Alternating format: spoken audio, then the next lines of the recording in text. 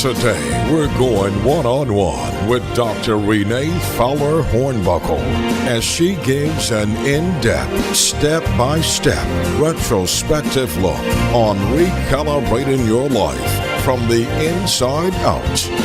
Come along on this journey as Dr. Renee speaks.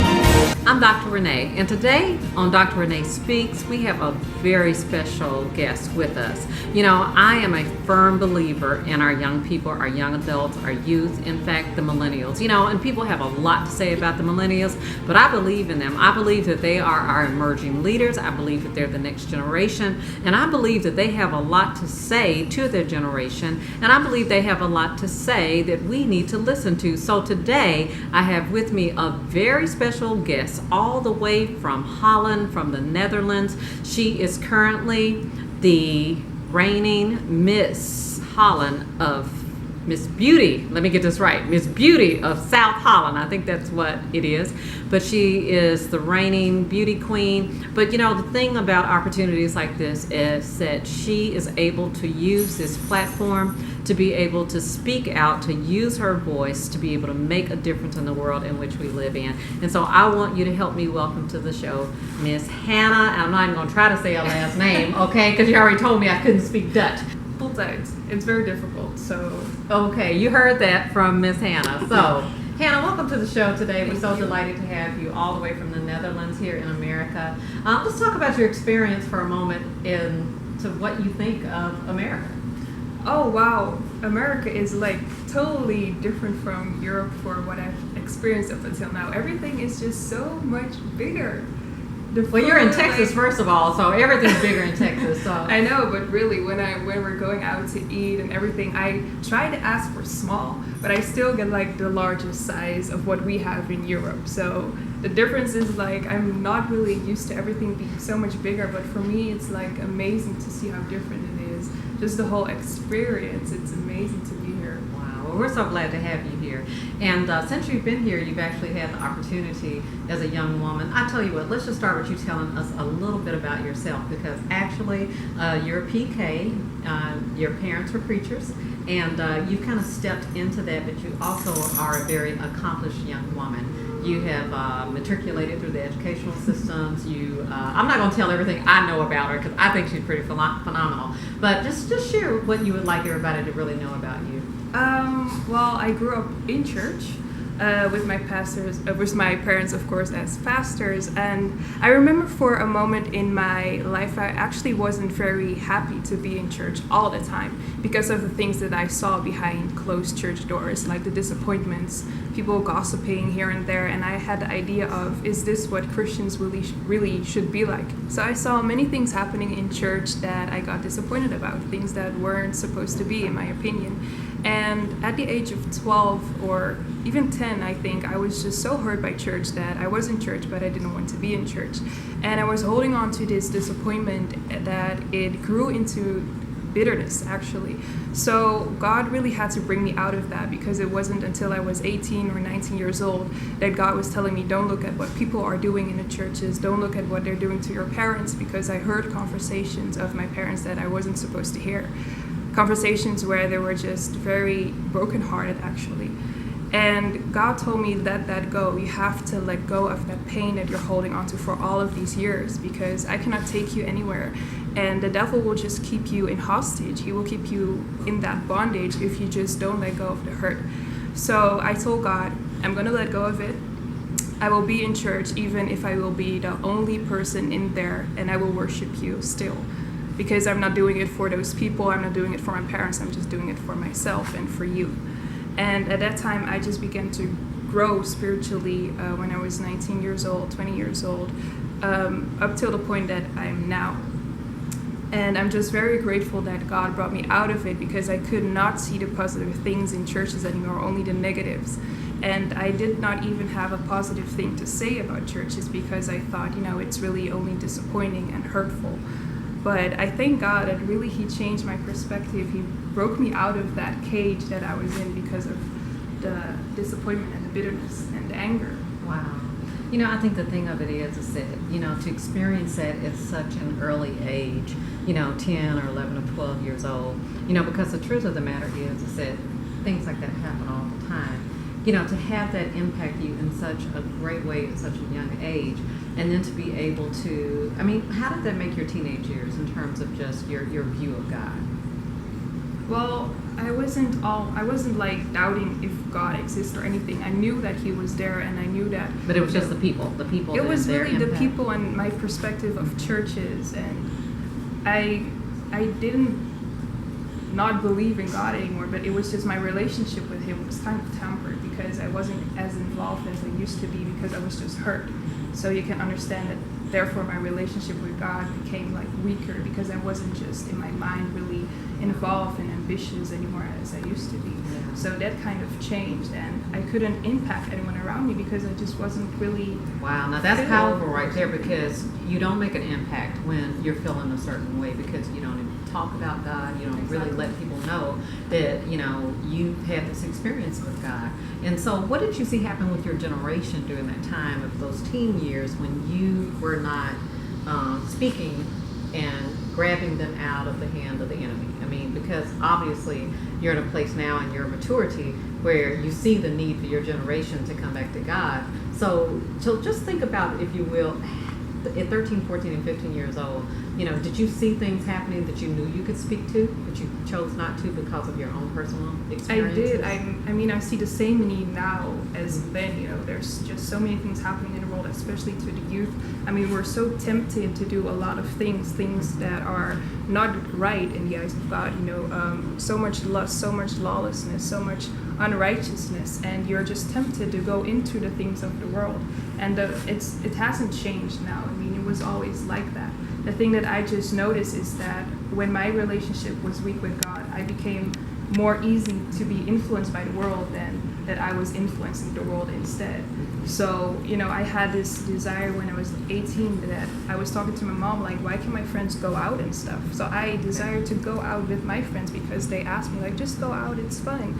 Well, now I don't even have that desire anymore because I'm just so close to God. I just want to know more about God. I just want to grow spiritually, that all of the worldly desires, it's gone. Yeah. And I can see that there are just many people that are in my generations that still are being tempted, still being pulled by all kinds of desires of the world. So did you just make a decision? Because I think the thing of it is, I said, you're right, young people, they seem to be having fun and the world is really drawing them. And after that conversation with your mom, what was the one thing that really caused you to say, you know what, I need to get me right? You said something so powerful. You said you made a decision to let it go. That is a mature decision. I know adults that haven't yet made that decision, and they're caught up in their past life, things that have happened to them, experiences. So I feel like that's a very mature decision. So what do you see are the factors that really made you say, hey, you know what, I need to make a decision to just live a different way? I think it was really just, I was just caught by the Spirit. I cannot explain it a different way. It's just when the Spirit hits you, you're transformed. Were you convicted, and yeah, all really. of a sudden you thought, oh my God, I got to get it together? Yeah, it was also, I thank God, of course, for my parents because they had the greatest influence in my life. So my mother always, and my father, of course, they just protected me of all the things in the world. So whenever I wanted something, she just told me you can't, and I would get angry because I don't understand. But it's really God just showed me that why my parents didn't let me do certain things, and then now when I'm older I can understand it, and I'm happy about it that they didn't let me go, because now you prevent them from certain things, and then if you don't prevent them, they can get into certain things, and then when you look back you regret it. So I'm happy that I don't have things that I should regret because they just protected me from it. And when they say no, you can get angry about it. Yeah, you feel like they're depriving you of something really great, right? I was why can't I just not go? Yeah. She just said, no, you can't go. And I was angry, why? I couldn't understand why. But then as I grew spiritually, God just showed me it's not the place that you want to be in. So be happy when your parents say. So did you see any of your friends that maybe were going down a wrong path? Did that have any impact on the choice that you made to, say, you know what, I need to just get on a path that's going to lead me to a place of no regret? I mean, did you see your friends going down the wrong path? Or? No, actually not, because I don't really surrounded myself with a lot of people. I just had like one best friend, and she was Christian like me. She really had the same type of So you didn't have the pull and the temptation like not a lot really, of young people have. No, Yeah. I had like certain friends, and I had this one friend that did ask me to go places, but at a certain point I just wasn't really attracted to that. And I was just always the person that I could feel really happy just by myself. So I don't really need a lot of people around me. So you really value who it is that God created you to be, and so you've got that self-worth and motivation. Yeah, and I was happy in my bubble. Yeah, there you go. I like that too. Me too. Me too. I'm happy in my bubble too. So you know, I look at family and friends and others as being like added bonuses. You know, it's really a blessing. So you graduated from high school, and then you pursued your education. And so tell us a little bit about that experience in pursuing your education, because what I want to get to is you and the current title that you've had the opportunity to hold, and how that really came about. So kind of fast forward us through your educational experiences and share with us your accomplishments. I grew up, and then I went to college. Like she's really old, okay? Yeah, man, I have such a life behind me. Yeah. But no, I went to college, did my bachelor in 2.5 years instead of 4, because my father, he found out about his school, and he was like, you can do this in a shorter period of time. And I was like, well, okay, why not just go for it? And then I completed my bachelor with a lot of hard work, obviously, if you have to do everything. Did you have to sacrifice some of the fun and that comes along with that at your age?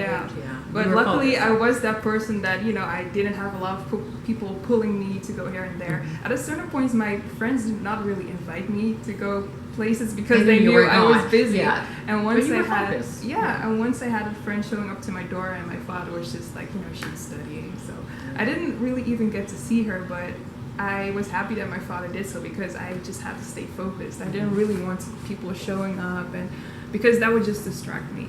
So I really had to stay in my books all the time, and I didn't really see my best friend a lot, but she's really the exact same as me. She studied law. She graduated as well. Wow. So we were just really two busy people, just focusing on getting that paper.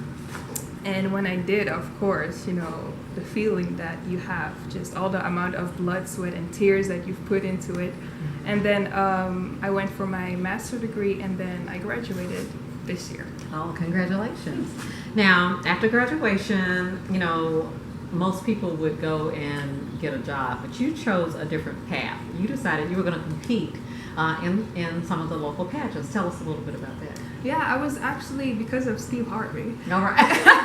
All right, we got to shout out to Steve Harvey, all right? You have made an influence in this young woman's life. Announced the wrong one, and not the wrong, that sounded bad, but he had an oops moment. Yeah, he had at the pageant. like a blooper. Yeah. And I was just interested in what Holland or the Netherlands was doing with pageants, because I had no idea, because it's not really popular in our country.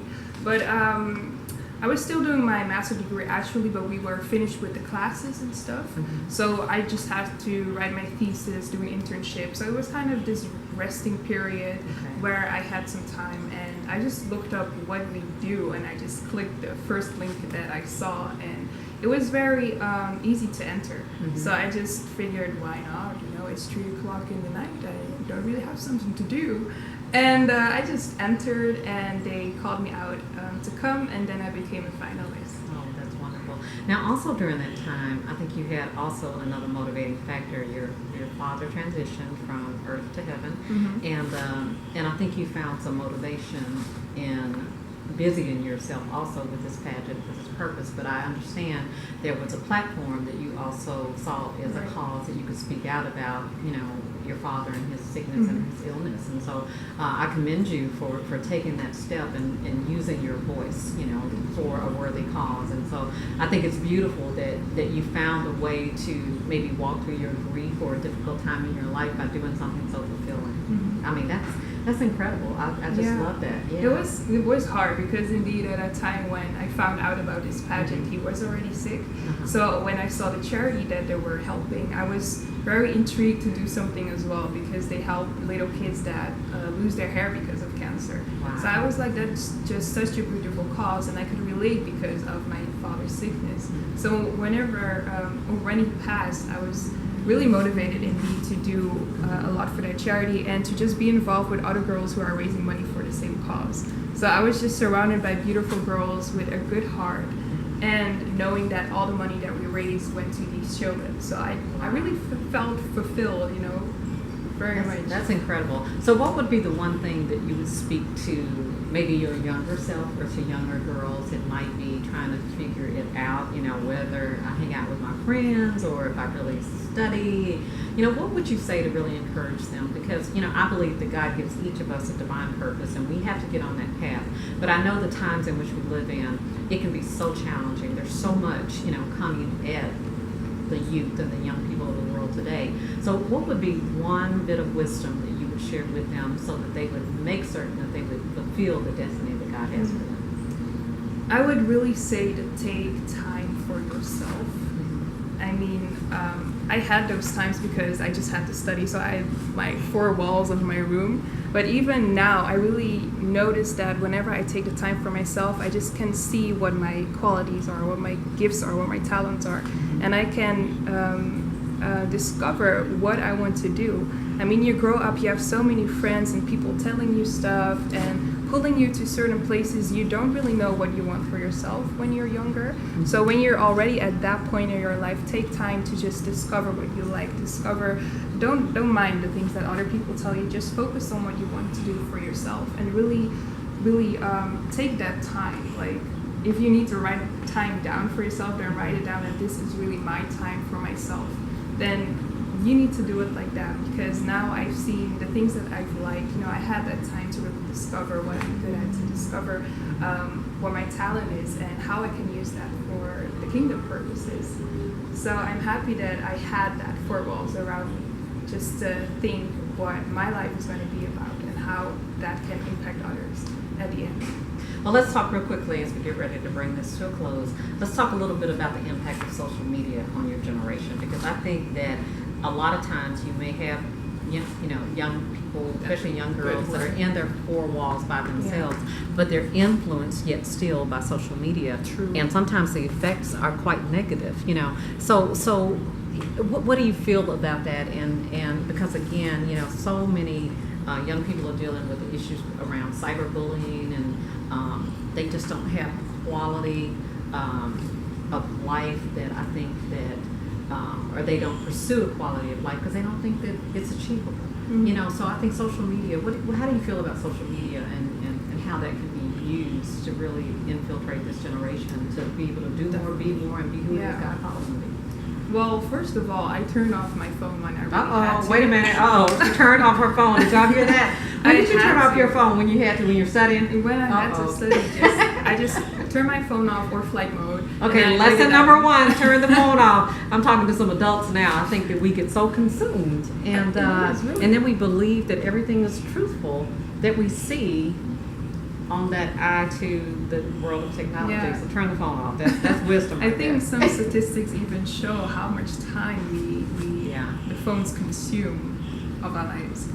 So, and that's hard, I know, Yeah. because you're so connected to your friends and family in the outside world through that. But yeah, that's real good. Okay, I'm taking that lesson away. But sometimes then you again need that time for yourself. That it's good to check and stuff, but at some moments you really need okay, shut down, shut off. It's me time now. So I like when I can turn off my phone, and then other times I really check what other people are doing. But first of all, I turn it off, and when I have it on, I really notice sometimes that I can be influenced as well. And I noticed that the worst thing that you can do is comparison. I mean, you can see so many things, you can desire a lot of things, and just comparing your life to what other people have or what they show they have. My brother always says this whole social media thing, it's really that people just show things, and usually you don't really show the bad stuff. Yeah, you want everybody to have a certain image of you, so you project what you want people to like about you. Yeah, so not everything that you see is the truth, and you just have to be content. You have to be in that moment, that space in your life that you're just content with yourself and what you have. You don't have to compare yourself to what other people have. And the thing about social media, what I saw is there's good and bad stuff to everything. And really the bad thing is that I saw that Satan uses it as a strategy to keep people so distracted, to keep people comparing themselves to others that they feel less about themselves. So as soon as you see that it's a strategy of his, you will arm yourself against it. So it's not a bad thing to be on social media. You just have to be conscious and aware of the things happening. So I really always like to teach, as soon as you discover certain strategies, especially strategies of the enemy, you can arm yourself against it. You can use your weapons against it. So you can be on social media, of course, you just have to understand how he can use it against you, how you can compare yourself, how you can just get so distracted if you won't have time with God anymore. So that would just alter the way you use it. Well, I'll tell you what, Hannah, you certainly are a voice for your generation. And I would just encourage you to continue to use your voice for good.